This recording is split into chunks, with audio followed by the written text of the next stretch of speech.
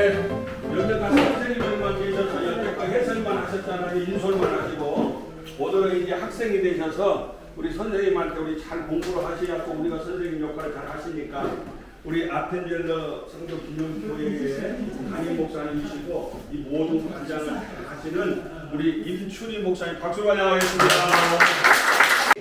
오늘은 좀 특별한 분들이시잖아요. 그래서 일반 내방객들에게 들려주는 내용보다는 아펜젤러가 교육자로서 이 땅에 오셨어요.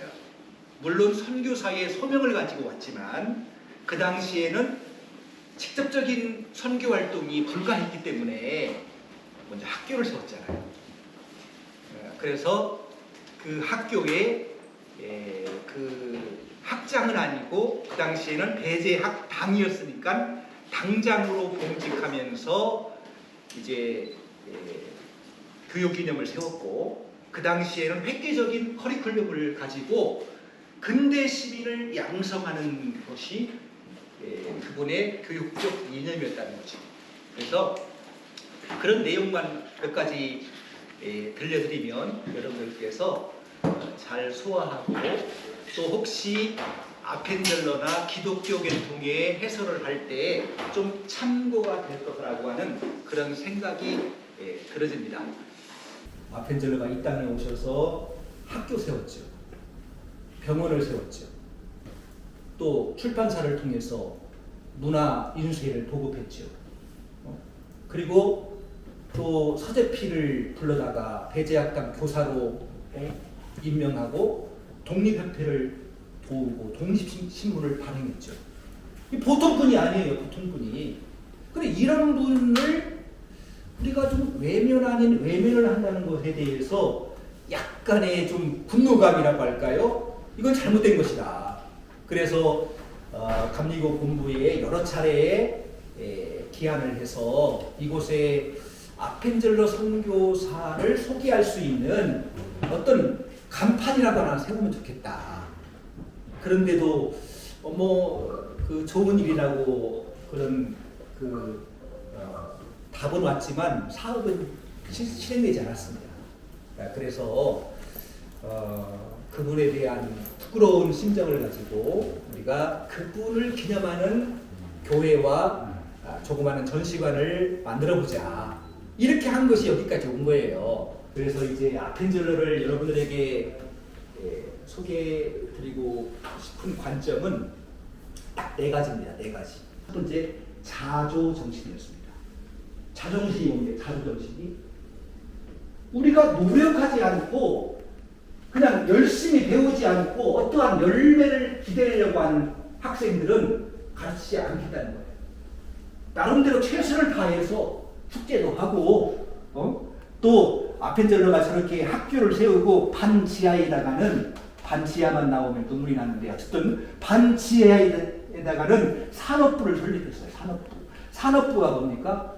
그 당시에 우리나라에 인쇄소가 없어서 좀 괜찮은 책들은 다 외국에서 인쇄를 해왔었어요. 그런데 최초로 산문 출판사라고 하는 인쇄소를 배제학당 반지하에다 설립을 하게 됩니다. 그곳에서 배제학당 학생들에게 이제 알바를 시킨 거죠. 일을 시키고 그 일을 번 돈으로 학비를 내죠. 그러니까 공짜는 없어요. 그 당시에는요, 분명히 여기 전문에 나와 있지만 이전 50전인가에 수업료를 내야만 했습니다. 그러니까 돈이 없는 친구들은 산업부에 내려가서 일을 해라. 우리나라의 최초의 아르바이트가 여기입니다, 여러분. 모르셨죠? 네.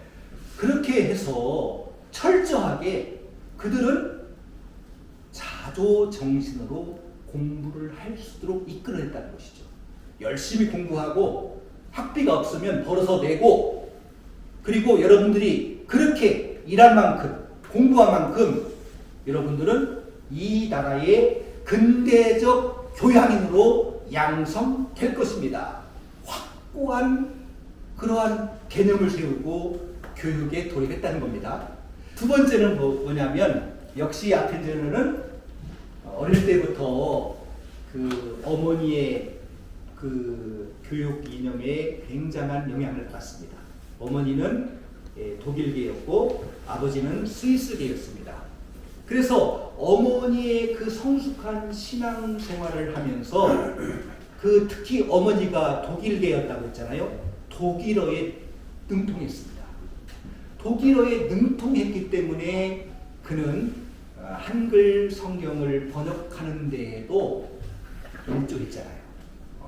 그래서 이제 그가 어머니의 신앙 정신도 있었지만 바탕이 있었지만 선교사로 왔기 때문에 그는 배제학당의 교육 이념 가운데 마태복음 28장 20절 말씀을 8글자 욕위대자 당위이념 여기에 그 한자가 적혀져 있습니다. 이 내용은 뭐냐면 우리가 공부하고 정말 배운 만큼 우리가 이 나라 이 민족 우리 조선을 위해서 헌신하고 우리가 희생 정신을 가지고 살아야겠다. 그래야 이 나라가 산다. 이것이 확실했어요. 사실 그러한 설립 이념을 가지고 있었던 아펜젤러는 말로만 가르친 것이 아니라 실제 1902년 6월 11일 날 군산 어청도 앞바다에서 그 말대로 사람이 친구를 위하여 자기 목숨을 버리는 것보다 더 큰 사랑은 없다 한 우리 주님의 말씀을 그대로 실천한 인물이었잖아요. 정말 그렇습니다. 아펜젤러의 삶은 한마디로 희생, 순교 정신이었다는 것이죠. 그의 생애는 그렇게 점철됐어요, 사실이요. 그리고 세 번째는 그 당시에 그 조선인들에 대한 의식이 굉장히 좀 부끄럽지만 낮았어요. 남자들은 뭐 다는 아니지만 술에 취하고 들어가면 때리고 싸우고 이런 일들이 다반수였다는 거예요. 그래서 이러한 젊은이들을 잘 가르쳐서 근대적인 그러한 교양인으로 양성시켜야 되겠다. 그것이야말로 이 나라 이 민족을 계몽시키는 일이다. 이러한 결론에 도달하게 됩니다. 그런 아펜젤러가 수많은 일들을 남겼지만 그 가운데 사실 그 한글 성경을 번역한 것은 제가 볼 때는 우리 한국 교회의 가장 빛나는 업적이 아닙니다. 아펜젤러가 언더우드나 또 게일이나 레이놀드나 존스나 이런 선교사들과 함께 성서 번역자 회의를 결성해가지고 점진적으로 한글 성경을 번역하게 됩니다. 이것이 한순간에 이루어진 것이 아니에요.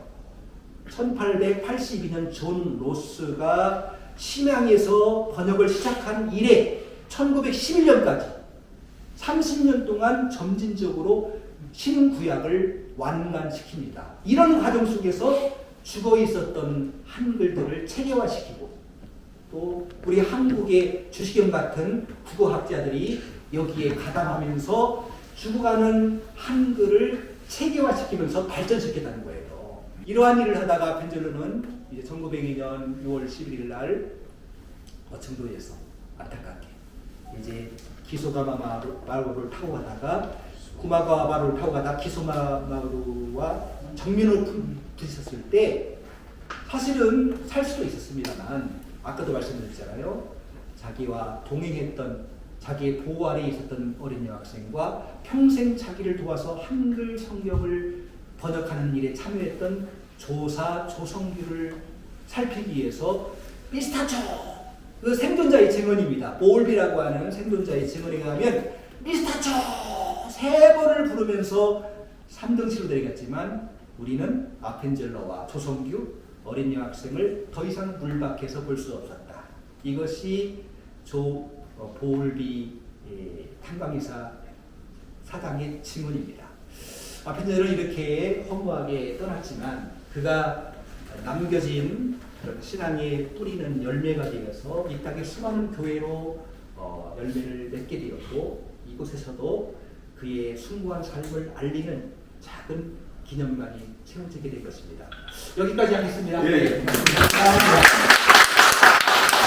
오늘 이렇게 아펜젤러 선교사님에 대해서 자세하게 이 목사님 모셔서 자세하게 설명드리는 건 저도 처음이에요. 여러 번 방문했거든요.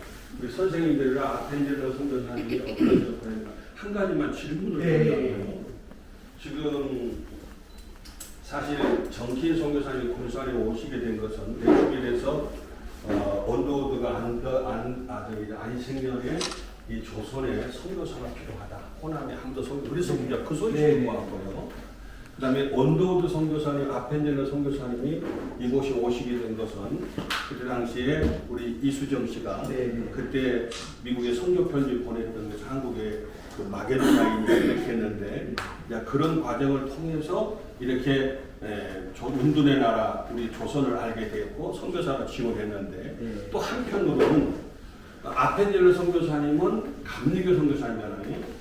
그때 윤치호 씨가 200불을 가지고 유학 가서 감리교 선교부에 가서 우리 조선의 선교사님을 파송해 주십시오.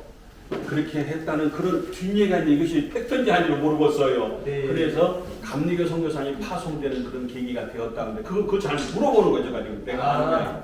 그것은 팩트인데 윤치호는 남감리이고요.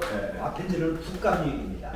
무슨 얘기냐면 그 당시에는 주도적으로 북감리에서 선교사를 파송했고 아펜젤러가 오게 된 계기는 여기를 보신 분들은 가우처와 맥클레이 그 경미사절단이 1884년도에 갑신정령 이후로 미국에 갔다가 기차를 타는데 막 요상하잖아요. 우리가 봐도 이런 사람들이 기차에 앉아 있으니까 이 가우처 목사님 이걸 보고 저 사람들 누구야? 그 이상한 뭘 쓰고 뭐 옷도 막 유포를 입고 그래서 물어보니까 한국에서 온 사절단이라는 거예요. 그리고 한국의 내막을 듣다 보니까 마음의 감동을 받게 됩니다. 야, 저런 나라가 있어? 저 나라에 내가 선교사를 보내고 싶다. 이러한 감동을 받고 그가 2,000불, 그 당시 2,000불은 큰 돈이잖아요. 2,000불을 미국 북감리교회 선교부에 그 헌금을 해요. 그리고 자기 친구인 맥클레이에게 전화를 걸어서 선교사님, 내가 한국에 선교사를 보내고 싶은데 어떻게 하면 좋겠소? 맥클레이가 얘기합니다. 학장님, 박사님, 걱정하지 마십시오. 제가 김옥균을 잘 알고 있습니다. 김옥균을 통해서 고종을 아련해서 한번 해보겠습니다. 이렇게 편지를 주고받아요. 그래서 이제 가우처가 이제 씨를 뿌리고 그 다음에 맥클레이가 행동을 하고 그리고 고종 황제는 그 당시에 극단적으로 힘들었잖아요. 막 나라가 굉장히 어려울 때 누군가의 도움이 필요했잖아요. 그런데 제 생각에는 태평양 건너에 있는 미국이라고 큰 나라는 자기를 집어먹을 만큼의 그런 열강은 아니고 그 당시에는 열강이 각축장 아닙니까? 조선이. 그래서 선교사들을 받아들이게 됩니다. 그래서 이제 아펜젤러와 스컬랜드와 그 다음에 다른 이제 선교사들이 한국에 오고 윤치호는 이제 북감리교회 아니 남감리교회 선교사이기 때문에 그 이후에 다른 선교사님들 파송. 그렇습니다. 알겠습니다. 거기까지 들어가지고 처음에 오는 공기 때문에.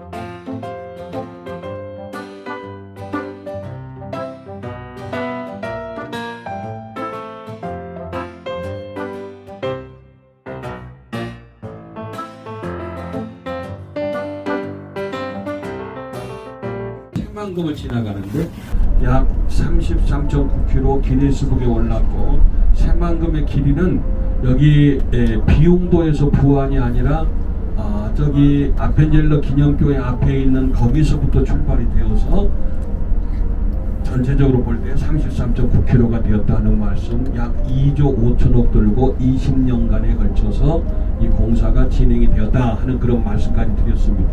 면적으로 봐서는 여러 가지 면적이 많은데요. 여의도에 저는 대부분 설명드릴 때에 164배다 그렇게 보통 말씀을 드립니다. 여의도에 164배. 그리고 오는 길에 그때 아펜젤러 선교 기념교회를 우리가 들렸었는데요. 아펜젤로 선교사님은 1885년도에 원도드 선교사님과 함께 4월 5일 날 부활주일 날 아침에 제물포로 도착을 했습니다. 제물포에 도착을 해서 제물포에서 한양까지는 어떻게 갔을까? 걸어서 갔을까? 말 타고 갔을까? 배 타고 갔을까? 그것도 제물포에서, 그때는 백길이 고속도로라고 그랬잖아요. 그때는 차가 없을 때고, 도보로 가려니까 다리가 너무 아프고 발이 다 부러뜨고 신발도 요즘처럼 편하지가 않다가 보니까 천상 그때 당시에 걸어가는 것이 그렇게 많이 힘들었어요. 그래서 대부분 다 미국에서 일본으로 와서 우리 한국에 올 때도 백길로 왔어요. 비행기가 없으니까. 마포 나루터가 있었습니다. 마포까지는 배를 타고 갔고, 마포에서 내려서 사대문 안으로 들어갈 때는 사대문이 문이 닫히고 열리고 그랬었어요. 그 당시에 거기까지 갔을 때는 전부 다 이제 마포 나루에서는 걸어서 갔겠죠 물론. 리니 데이비스 같은 경우는 갔더니 밤이 돼갖고 이제 문이 닫혀버려. 사대문이 문이 닫혀서 그 처녀 여성교사님이 그냥 산 위로 여기 담을 넘어서 들어갔다고 하는 그런 에피소드도 아무튼 있습니다.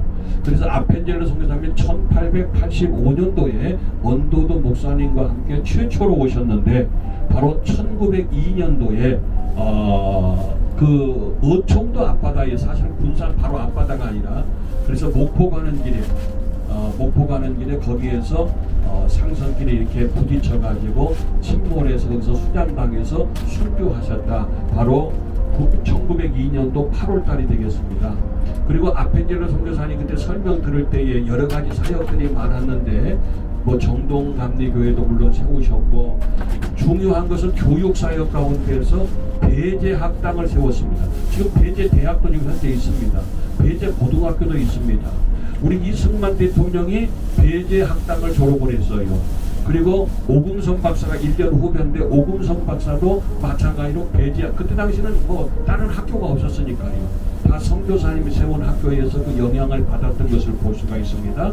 그리고 오금선 박사님이 거기서 배제학당에서 공부하고 내려왔는데, 배제학당에서 오금선 박사님이 거기에서 공부를 하시고, 이제 불 선교사님의 어학 선생으로 부이름 선교사님이 여기 와서 이제 공부를 하고, 알렉산더 선교사님 만나서 알렉산더 선교사님이 미국 보내서 의사가 돼서 다시 한국으로 파송했던 그 알렉산더 선교사님 훌륭한 점을 말씀드렸습니다. 아무튼 방금 지나왔던 그 아펜젤러 선교교회는 그렇게 해서 아펜젤러 선교사님의 순교를 기념해서 100주년 때에 그 임춘희 목사님이 그곳에 기념교회를 세우고 성경 박물관도 있다라는 말씀까지 드렸습니다.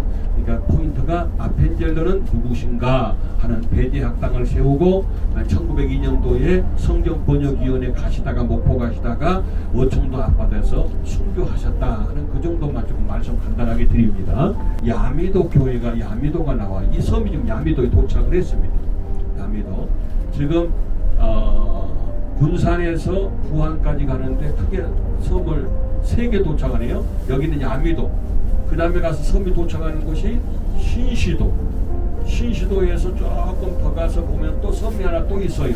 거기에 배수관문이 있는데 거기가 가력도, 가력도는 부안에 속하고, 그 다음에 여기 신시도 이쪽으로는 전부 다가 다 군산에 속합니다. 그래서 해수면으로 보면 전체적으로 볼 때에 군산이 차지하고 있는 면이 72%, 그 다음에 부안이 차지하고 있는 것이 28%입니다. 그리고 김제는 해수면이 하나도 없어요. 근데 지금 김제가 계속해서 우리 행정구역을 갖다가 차지하기 위해서 계속 지금 현재 법정 다툼을 하고 있습니다. 우측편에 보시면은 군산의 집 바로 지나면 바로 뒤에 당산나무 뒤에가 십자가가 보이고 야미도 교회가 보입니다. 보이시죠? 오늘 날씨도 좋고 파도도 없고, 아유 오늘 겁나게 좋은 날이네요. 화창하죠? 색깔 나요.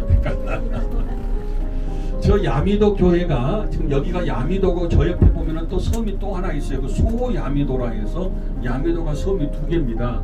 소야미도에는 사람이 안 살고 야미도에만 사람이 사는데, 저기 야미도가 원래 여기가, 나는 거기 이장님한테 물었는데 그렇게까지 밤이 그렇게 유명하지 않았다는데, 아까 옛날에 보니까 밤이 많고 밤이 참 맛있다고 해서 야미도가 아니라 밤 율자 써서 율미도였대요. 미자는 만미자고 그래서 밤율자 만미자에서 율미도였는데 밤율자를 갖다가 한문으로 밤야자로 바꿔버렸대요. 그래서 야미도라고 이렇게 이름이 그때부터 바뀌었다 하는 그런 얘기가 있습니다. 아무튼 여기는 1958년도에 야미도 초등학교, 지금은 이제 학생들이 없습니다만 그때 김용훈 목사님께서 그때는 군산에서 이제 선착장에서 배를 타고서 오시다 보면은 뭐 오식도, 내초도, 기흥도, 그 다음에 여기 와서 또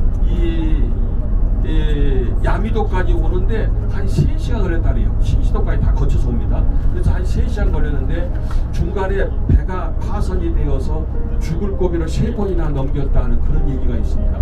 우리는 배 타고 그냥 이 차 타고 1시간 안에도 쉽게 왔는데 그때는 배로 왔기 때문에 참 어렵고, 신시도만 해도 그때 썰물 만나면 다시 거꾸로 갔다가 다시 오니까 때로는 하루도 걸렸다고 하는 그런 얘기가 있습니다. 그때 뗏목 타고 다녔어야 되니까요.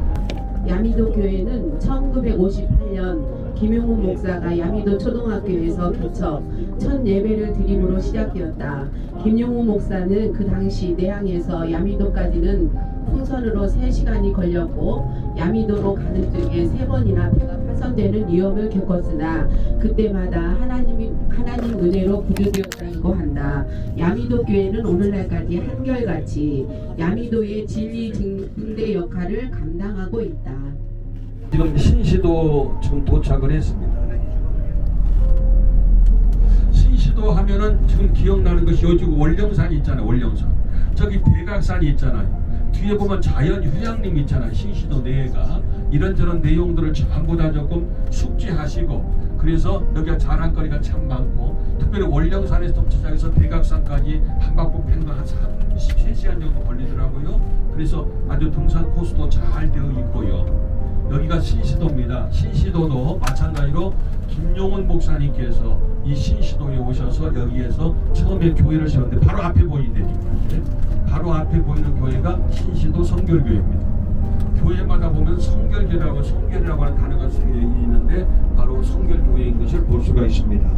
신시도 초등학교가 작년까지 있었는데 초등학생들이 이제 전부 다 무녀도로 전부 합해져서 여기 천주도학교가 없어졌다고 하는 그런 얘기가 있습니다. 학생들이 없으니까요. 신시도를 막 지나갔고요. 이제 무녀도가 왔습니다. 무녀도는 바로 우리 무녀가 춤추는 모양이다 해서 무녀도라 이름 붙였다고 했는데요. 이 무녀도의 그 하나의 교회가 세워지는 계기는 여기 뻘꿈이라는 마을이 있어요. 그 마을이 있는데 그 뻘꿈이 마을에 귀신 들린 아이가 있어요. 귀신 들린 아이를 어떻게 할 방법이 없으니까 당시에 저기 선유도에 계시던 이 추명선 전도사님을 초청을 해서 이 귀신 들린 아이에게 귀신을 좀 쫓아달라, 기도해달라 했을 때에 바로 선유도에 계시던 추명선 전도사님이 무녀도까지 오셨어요. 그때는 물론 배 타고 오셨죠. 오셔가지고 이곳에서 기도했더니 그 자리에서 귀신이 떠나가는 역사가 있었어요.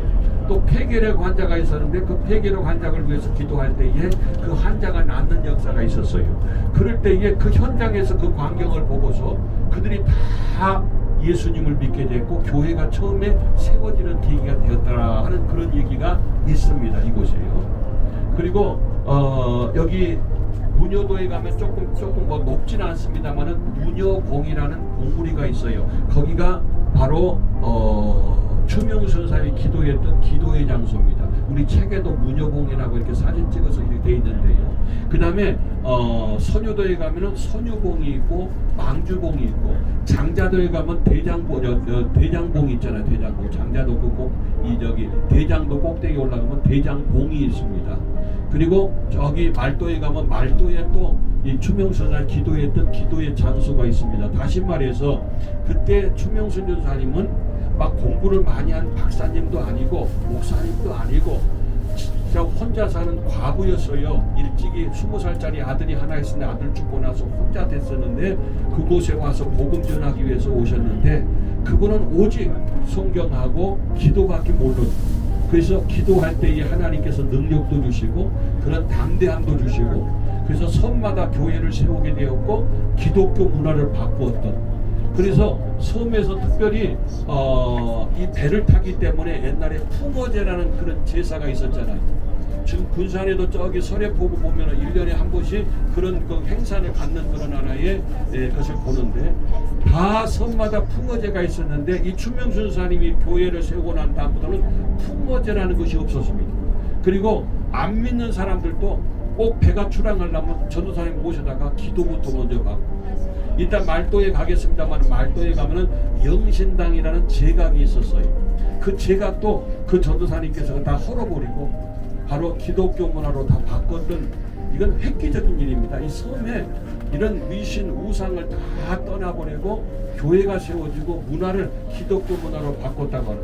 그래서 전도사님이 기도하는 것마다 아픈 사람은 낫게 되고, 파도가 있던 것도 파도도 잔잔하게 되고, 분명히 배가 못 오게 되어 있는데 전도사님은 배 간다 걱정 마라 그러면 배가 가는 거예요. 그런 역사를 수시로 이런 기적과 그런 은사를 통해서 그들이 마음의 문을 열고 전도사님을 잘 따르게 되고 순종하게 되고 교회가 세워져서 교회가 부흥하게 되는 그런 계기가 되더라 하는 얘기입니다. 자, 여기 좌측편에 고군산 중앙교회라고 보이죠? 좌측편에 하얗게 보이는 거요.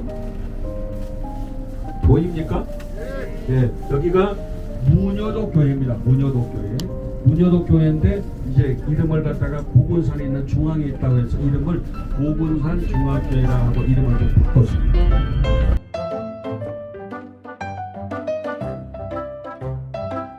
장자도가 최초로 세워진 교회예요. 그 고군산에서 장자도가 선유도보다 훨씬 컸어요. 장자도가 한전도 있고 장자도가 초등학교도 있고 장자도가 모든 것 제일 커 선유도보다 먼저 있었던 것이 장자도입니다. 여기서 57년도 세워지고 58년도에는 선유도가 고군산 교회라고 해서 거기 선유도회가 세워졌는데 여기가 제일 1차니까 누가 장자도 교회 좀 읽어주세요. 예. 자, 장자도는 힘이 센 장자가 나온다 해서 붙여진 이름이다. 뛰는 말 앞에 커다란 먹이 그릇처럼 장자복이 우뚝 솟아있는 모습으로 눈앞에 선유도가 그 맥을 감싸안고 있고 큰 인재가 많이 나온다는 뜻이라 한다. 이 조그마한 섬에서 국회의원과 시장을 지낸 분이 나왔고 여러 목회자의 10여 명의 인재가 나왔다.